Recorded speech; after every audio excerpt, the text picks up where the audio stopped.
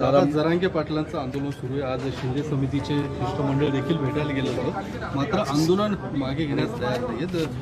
हे का अशा वेळेस प्रयत्न करणं हे आपलं काम असतं. राज्य सरकार अतिशय युद्ध पातळीवर त्याच्या संदर्भातला प्रयत्न करतं.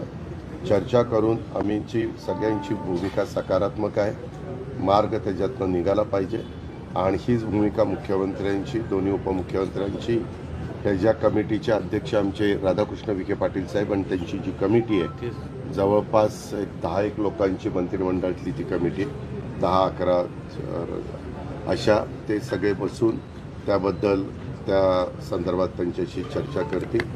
चर्चा केल्यानंतर कुठं ना कुठं मार्ग निघू शकतो. हा आजपर्यंतचा राज्याची निर्मिती झाल्यापासून आजपर्यंतचा अनुभव. दादा जरांगे असं म्हटले की राज्यात जर अस्थिरता निर्माण झाली तर त्याला फडणवीस जबाबदार असतील. ही परिस्थिती आणखी चिघळू देऊ नका. यामध्ये जे उपोषणाला बसतात ते त्यांची भूमिका मांडतात. लोकशाहीमध्ये संविधानाने त्यांना तो अधिकार दिलेला आहे, त्याच्यामुळे त्यांनी त्यांचं मत मांडलेलं आहे.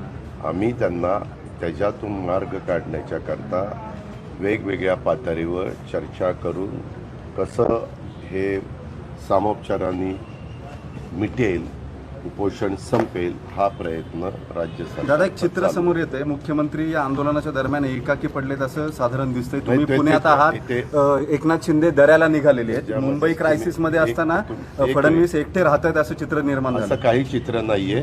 कालच आम्ही मुंबईमध्ये होतो, आज एक दिवस पुण्याला आलेलो आहे, उद्याही मुंबईला जाणार आहे. काय आपल्याला अडचण?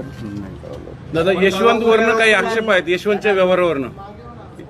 हे का त्याच्याकरताच मला हे माहितीच होतं की यशवंतच्या संदर्भात काही व्यवहार झाला तर त्याच्यामध्ये चर्चा होईल. पत्रकार मित्रांनो आणि आपल्या मार्फत मला सर्वांना सांगायचं जे ह्याच्याशी निगडीत आहे विषयाची, की पणन विभाग आणि सहकार विभाग यांनी निर्णय घेतला.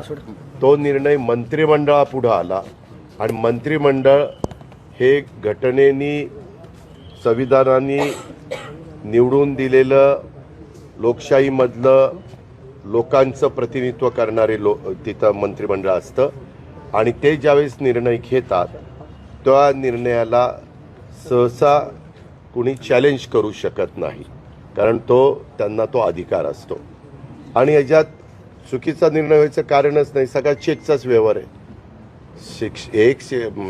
पणन विभागाशी संबंधित आहे म्हणजे मार्केट कमिटी, आणि एक सहकार विभागाशी संबंधित आहे म्हणजे साखर कारखाना, आणि त्याच्यातून साधारण त्याचं व्हॅल्युएशन काढलेलं आहे.